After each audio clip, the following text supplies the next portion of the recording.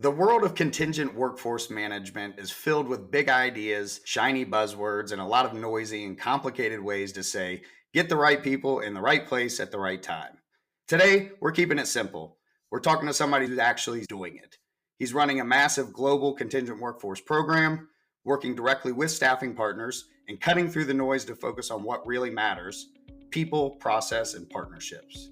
If you're in staffing, sales, talent acquisition, or workforce management, you're going to want to stick around. This conversation is packed with real world advice you wish more people would share. Welcome to Staffing Made Simple, a podcast series powered by Simple VMS. Welcome back to Staffing Made Simple, the podcast where staffing, sales, and workforce management meet real talk and occasionally a bad joke. I'm Casey Wagenfield, longtime staffing guy who's learned most of his lessons the hard way in this industry. And I'm here with my buddy, my co-host and SVP at Simple VMS, the man who's basically the Bill Belichick of VMS strategy, Rob Geis. What's going on, Rob? Hey, Casey. I'm going with the New England Patriot, prime Bill Belichick, not Tar Heels Bill Belichick. But nice to be here. Glad to have the guest we have on today. Fair, that's fair. Yes, and today we do have Daniel Kalman joining us. If you don't know him yet, you're about to. He's leading a monster contingent workforce program at ZT Systems. He's also been a leader at Bank of America, VP at Guiding Global. He was actually named a contingent workforce game changer by staffing industry analysts at the Contingent Workforce Summit in 2024. And he actually just recently spoke at this year, 2025 ProcureCon. Daniel, we appreciate you joining Rob and I guess before we get into it, I got to know there's not any kids that go to school and say, I want to run a contingent workforce program or an MSP program. So maybe you can just tell us a little bit about how you got into this industry. And it sounds like you're a lifer now. Yeah, absolutely, Casey. And Rob, thanks for having me here today. I will add that if you're going to talk Bill Belichick, if you're going to talk sports, you're talking to a New York guy who's a Jets fan. So let's go with some other types of coaches here. But all kidding aside, how did I get in here? You mentioned something that's quite interesting. Most people don't target this industry. They sort of fall into it. I'm going to be that random person that you'll meet over the course of your professional career who actually targeted it. Went to school, human resources management major. All I wanted to do when I graduated was be a recruiter. It was really the only jobs I was targeting 20 years ago, and started off as an IT recruiter. Turns out, pretty bad at it. But I loved the industry. And from there, the customer that we were supporting at the time had a large MSP. It was ran by Chimes, so I might be dating myself. And they had an opportunity. And it was exactly what I wanted to do, was be on the operational side to staffing as opposed to the recruiting or the sales component to it. And from there, launched a 15-year MSP career between Chimes, Pontoon, and Guiding Global. And then most recently made the move to go in-house a few years ago to run an in-house program. That's awesome. Well, you are the exception, I think. And I'll take the Bill Parcells of VMS strategy. He's the Joe Namath. How about that? There we go. Broadway Joe. All right, Daniel, before we go too far into the trenches with everyone, since you've been on both sides, can you break down the difference between running your own program internally with a VMS versus a company who hires an MSP to run it? I think the main thing that it really boils down to is resources. What I do is sort of niche to companies, right? It's a specialist kind of a role. And there's not going to be a whole lot of people that do this type of work. There are certainly exceptions, those that are more mature and further along with their journey. They've maybe built out a team and they have a manager and a director, and there's collaboration between procurement and HR. Those, again, are more exceptions, I think, to the norm. For me, working at ZT Systems, one of the things that became apparent is I am the only one that does it here. And, when you talk about getting reporting and analysis, creating process flows and integrating our invoicing, these are all first generation type conversations in house. And so I'll answer Casey and Rob with that is one of the big differences. An MSP has this established process. They have a reporting team, they have an implementation team, and a project management team, and a data team, and a VMS configuration team. And they have all these different resources available to them. When you're in-house, you're not going to have a 50-person team that's supporting your contingent labor program. And so we have to get a bit more creative and resource constraints are certainly things that we go up against sometimes. And sometimes probably wear different hats, I'm assuming. Absolutely. Uh, and Yeah. you manage a huge global program without an MSP in the middle. What do you think is the hardest part of running it internally that people might not realize? I'll probably go back to the resource constraints of it all. For us, we've experienced tremendous growth over the last 5, 10 years. Growth that brought us from a few hundred contractors to into the thousands. But I do think that along that journey, it became apparent that we need a VMS system. And currently, we really don't have one. And so we have to get creative. How do we get headcount reporting and spend reporting and attrition data? All of this information and these data points that allow us to make informed decisions. So we get scrappy. So you talked about putting processes in place. So when you're managing it yourself without an MSP as a buffer, how do you keep your suppliers aligned and accountable without being the bad guy all the time? It's a great question, Rob. We have a really, I would say, integrated team that supports the contract labor operation. And what I mean by that is there is direct involvement with our council, there is direct involvement with our HR business partners, there is direct involvement with our talent acquisition team, and so on and so forth. And it enables us to operate a bit more cohesively, even though we're internally managed and we don't have all the bells and whistles and the extensive teams that are necessary to run a more robust operation. So, acknowledging that we're resource constraints, acknowledging that we're going to have to get scrappy. Look, sometimes I'm the project manager, I'm the data analyst, I'm the implementation person, and I'm the admin. So, it's a really lonely killer Christmas party all by myself. Well, the fact that you have a workforce that large and you're doing it without a VMS is just a testament to you running a program. But I do want to talk a little bit about the staffing side. Obviously, we have a large staffing following at Simple. Other than making sure that people come and are on time for work, what role do your agency partners play in keeping it run smoothly? So, a lot of people talk about those differentiating factors. That's certainly something that is of value. Those that can continue to innovate and bring new shiny objects to the table and allow us to evaluate which ones may be best for us to utilize. I think that our staffing agencies are the ones that are driving most of the innovation in this industry. That said, for me, what's most valuable is probably our agencies acting as an extension of our team, representing our company in the right light, selling who ZT Systems is, what our culture is like, what it's like to be here and work here. It's kind of like you're acting as though you're part of the talent acquisition team that I sit in. That's what drives value. It helps with our candidate attraction. It helps make sure we get the right people here, and it's really just about quality. Sounds like communication too, then. So making sure that they know your company, your roles, and what you need to be successful.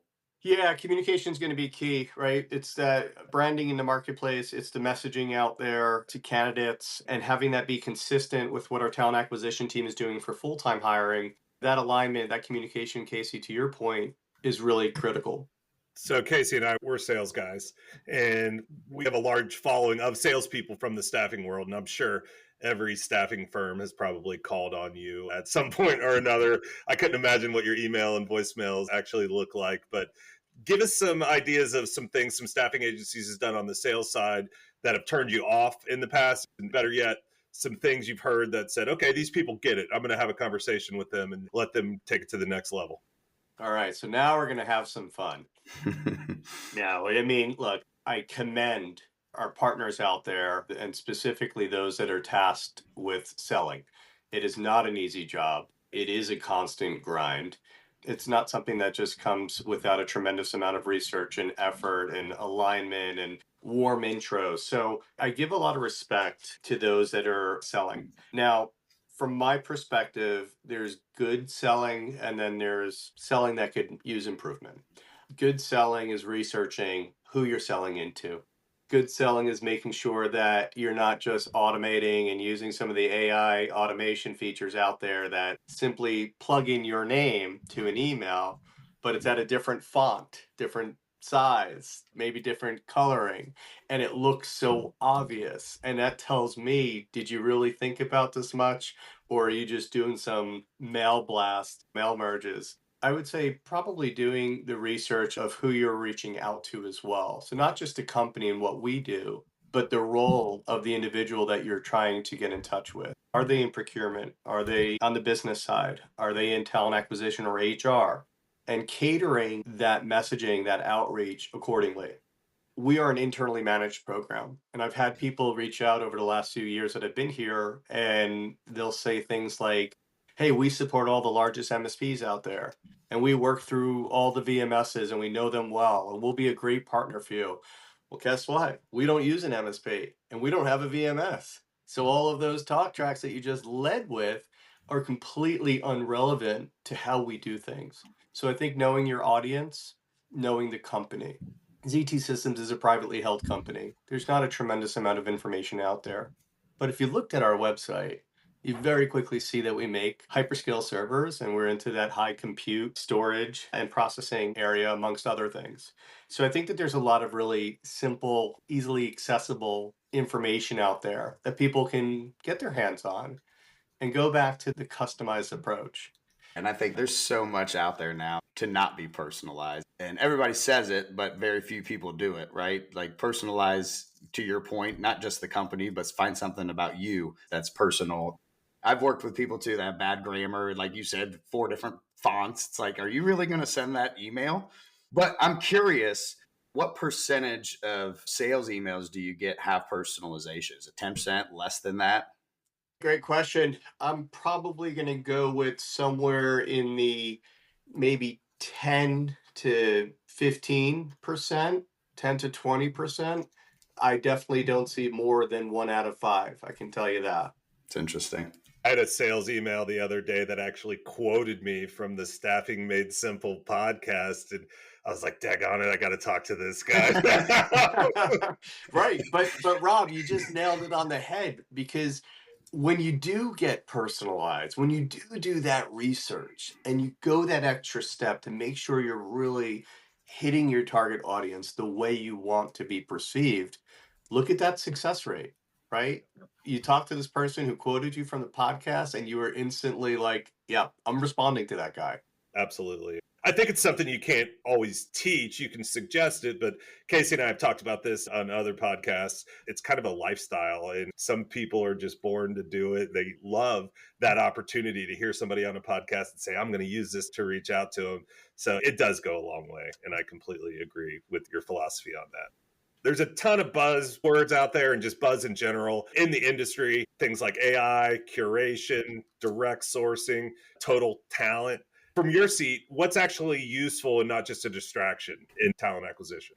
So I would say it's going to be different for everybody. It depends on the complexity of your staffing operation, the scope of your staffing operation, geography and skill sets and things like that. For us, we do a ton of industrial hiring. And so we're able to go with a much more simple supply-based strategy. We can go with a very small amount, give them an extreme bulk amount of volume. The approach that we took was putting one vendor at each of our manufacturing sites, and we happen to have 3 main ones. And that has worked well because they are getting a lot of business. They stay interested, they're able to be on site, but that may not work for one of our competitors who perhaps has a ton of IT or professional staffing, right? There's going to be a different supply base. But Rob, more specifically, in answer to your question about shiny objects and what works, there's a lot of tools out there that have popped up over the last, call it 5, 10 years, from talent pooling and marketplaces and curation and direct hire.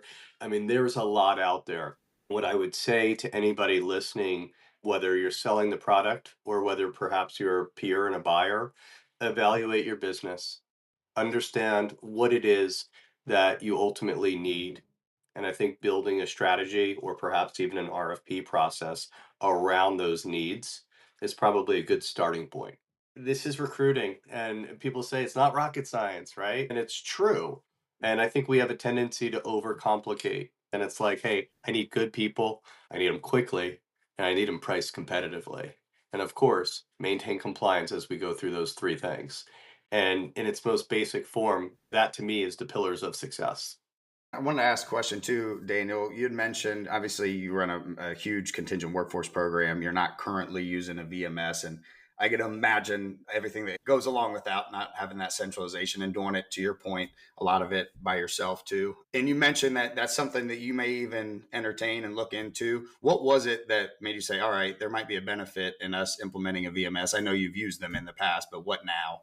Well, I mean, just the sheer volume that we go up against, right? As I mentioned, we're not tens or hundreds, but we're thousands. And when you have that plethora of volume, really, you need a way to keep track of it all. I think compliance and legalities are becoming more and more prevalent in these programs. People realize the risk factor. And so for us, I'd love to be able to say, yeah, we have a single point of entry for our new hire provisioning and also for deprovisioning and offboarding.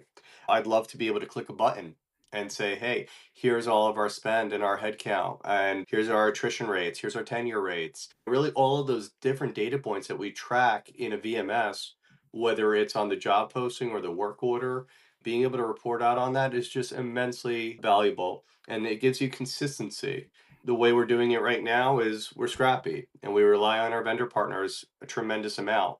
And I have to hope that the data is clean. And I have to hope that it's been properly scrubbed. And I hope to hope that I get it on time. And there's too much hoping. And so having that control in-house, having that consistency, and then of course all the other benefits about a single point of entry. There's no price tag that you can put on that. So if I'm a company, whether it's a food manufacturer with a couple hundred temps or contingent workers or a IT company with 1,000, and I'm deciding whether I should go through an MSP or manage it myself, how do they even start making that decision? I think you touched on a little bit on just sheer size too and resources, but maybe you could expand on that, where they would start. So a lot of times there's not much of a question of the value that an MSP can bring. I think everybody can admit that there's great things that MSPs can do. I don't want this response to sound anti-MSP because that's not the case. But I do think that there has been a sort of an evolution within the MSP space for quite some time. If you were trying to stand up a contract labor program 20 years ago, the available resources that you had in the marketplace that had that knowledge and that skill set was limited. And now, fast forward 20 years, you have a lot of people that have either done this in-house. Maybe they sat in procurement, maybe they worked for an MSP, maybe they sat in HR, but they've done it, right? And they have experience and they can do it for you. So, in that regard, there's sort of like an upheaval of the MSP world in that there's a lot of competition. And then look at it further. We were talking before about shiny objects that agencies can bring forth. Agencies are saying, hey, we have a VMS, by the way, or we have an MSP arm, and it might be smaller, but they got some of the basics down.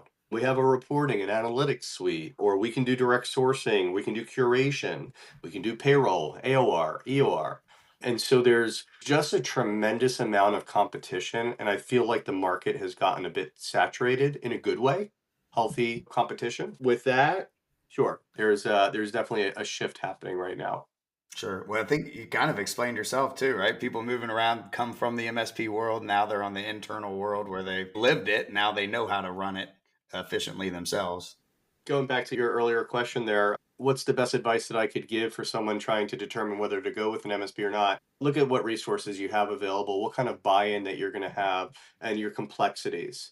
We've been able to manage in-house because of the saturation or the repetitive nature of our hiring. Like I mentioned, it's heavily focused on industrial. But if I'm looking at a company that maybe they have staffing happening in 10 plus countries, and very diverse skill sets from professional to IT to industrial, and they have a whole lot of freelancers and other things, then yeah, that might make the case to have an outside expert come in and help you along the journey. So it's going to be unique for everybody. Along that same vein, I think there are a ton of staffing firms out there who are looking to get into the MSP space, and they might be a commercial industrial staffing provider. Is that industry the best industry for an MSP? And second part of that question is I think commercial industrial staffing is the most relationship driven staffing that is currently out there. Does having an MSP take away from that relationship, and could it impact that? Not trying to badmouth the MSP side, but just talking about, specific industries and relationships and how important that is. You said you have a lot of industrial staffing. Is that maybe the reason why you don't have an MSP, because it's such a relationship driven industry and you need to have relationships with your vendors, and MSP might not be the best fit for industrial staffing? For us, we went with the master vendor on premise sort of model where we have a select few main manufacturing hubs around the globe, and then we selected one partner to sit on site in each of those locations. And because they're a master vendor on site without competition, we turn to them to handle not only the delivery, we turn to them to handle the matters that may come up because they're on site. We turn to them for all of the reporting and analytics for their folks that are on site. We turn to them for the time clocks that are on site. And again, that model just works for us based on our skill set makeup and based on our geographical layout. But if there's more complexity, larger scope, different types of skill sets, you're building the case for a more complex solution being needed. Totally makes sense. And what's it take for a staffing agency to become your go-to vendor, your master vendor at one of your sites? Consistency, no surprises, understanding the business, and really embodying that partnership approach and mentality. When I say consistency, I think that's straightforward, but being your number one supplier, not just today or this week or next week or this month, but doing that month after month. There's been plenty of times where we get something sprung on us like, oh, by the way, we can't convert this person because of blah, blah, blah, blah, blah, even though we have things spelled out in the contract. Understanding the business, that's probably paramount out of all of these. Knowing what you're recruiting for will only make you a stronger recruiter. And a lot of people just focus on the industry and the skill set, but it goes beyond that. It's the industry, it's the product. What are they producing? What is the service offering of that customer that you're servicing? And then being a partner. We don't need to retire off of one or two deals. We should focus on the bigger picture, the long run. There's going to be deals you do really well on, and there's going to be deals that are a little bit tighter because maybe you had to keep the same bill rate and give the person a pay increase, right? There's going to be that fluctuation of margins and opportunity. And I think just keeping the partner mindset in mind along that journey. I love that you said no surprises too, because it's staffing, right? There's always surprises. When you said that, I was like, all right, he's had some surprises in his time. That's awesome. That's how an agency can become your ride or die partner, right? But what about how can they get cut quick from your list? So let's say companies that overpromise, that's going to immediately come to light. Yeah, we can support you in all of your locations and all of your skill sets. And then you send them a heavy industrial rec where the person needs to lift 50 pounds and suddenly there's no resumes. And you dig into that to understand why. And they're like, oh, yeah, sorry, our risk department said no, or our insurance provider said no. And it's like, well, what about all that 1 in a million talk back there? So we see that overpromising. And the sales team that sold the account is there. And then after about a month or 2 or 3 months, 4 months later, that salesperson is moving on to their new endeavors, righteously so.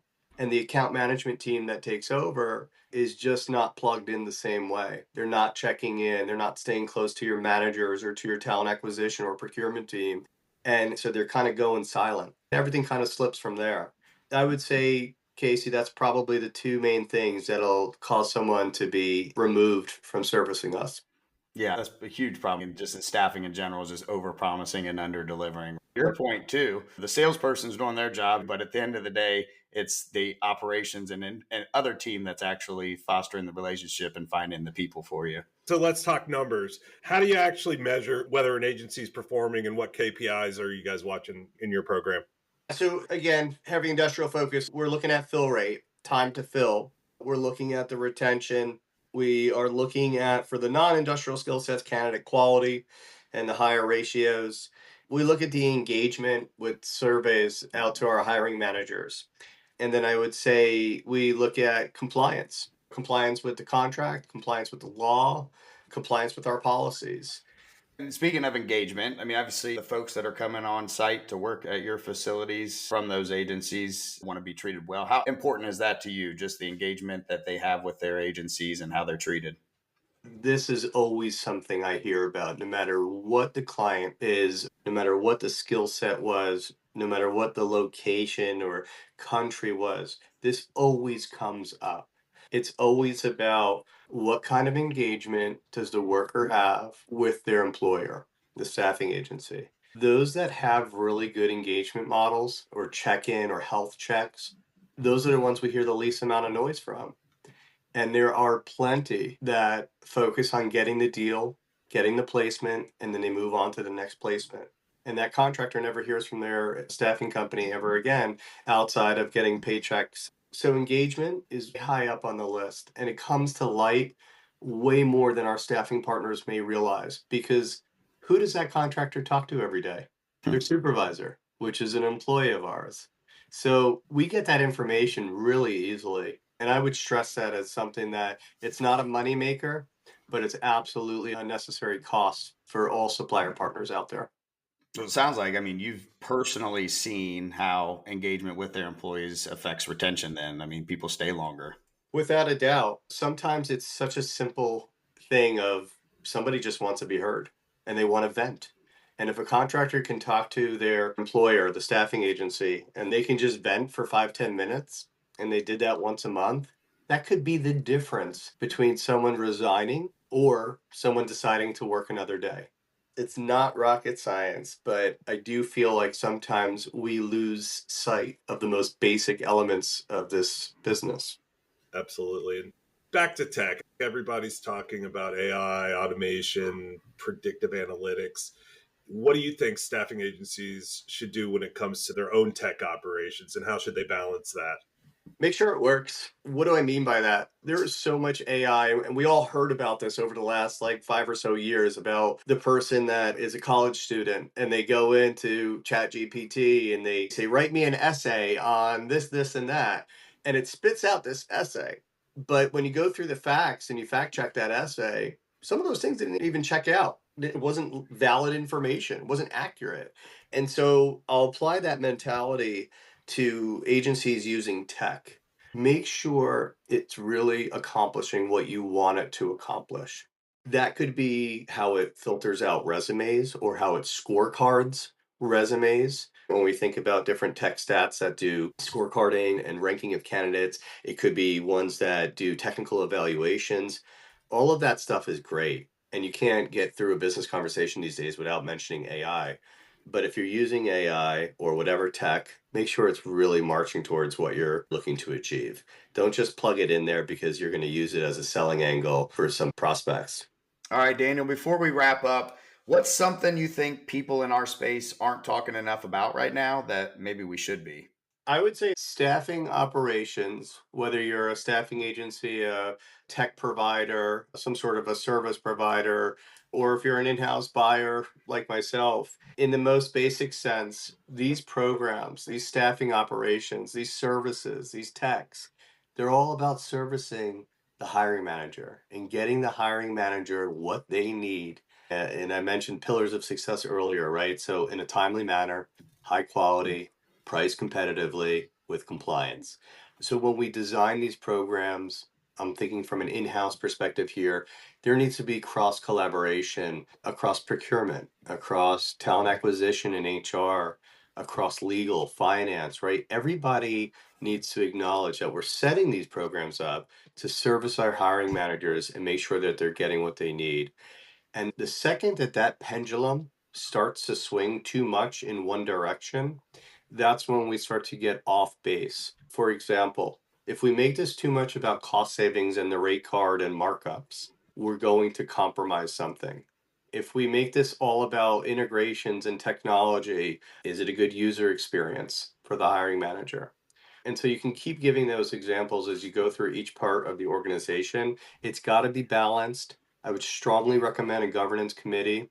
And I think that the same applies whether you're in-house, whether you use a VMS, whether you use an MSP, there needs to be some sort of governance committee. And if there's none of that and you're a staffing partner, you probably have a ton of autonomy and flexibility in selling your solution. And I would like to think that suppliers of staffing services may breed and thrive when there is a lack of that governance in place. Yeah, well said. If you could give any of the staffing agencies trying to break into the enterprise space with the contingent programs, what advice would that be? Have your ducks in a row, because servicing the mom and pop accounting firm or a smaller size company, it's a lot easier. There's a lot more flexibility. They don't have someone grueling through the contracts. They're not going to have someone perhaps measuring your submittal to hire or submittal to interview to hire ratios. But when you start to go with the bigger players, you better believe that they are looking at those things, and they're going to give you a tough contract, and their expectations are going to be high in terms of delivery of candidates. So really be ready for it. And again, know who you're selling, know who you're going to be supporting, know them well. Well, Daniel, this has been awesome. Really appreciate you jumping on and talking with us. Yeah, my absolute pleasure. Appreciate you guys having me here. And everybody listening, thanks for hanging out with us again here on Staffing Made Simple, brought to you by Simple VMS. If you got value from this one, go ahead and hit subscribe, share it, send it to your team, whatever helps get more people talking smarter about staffing and make it simple.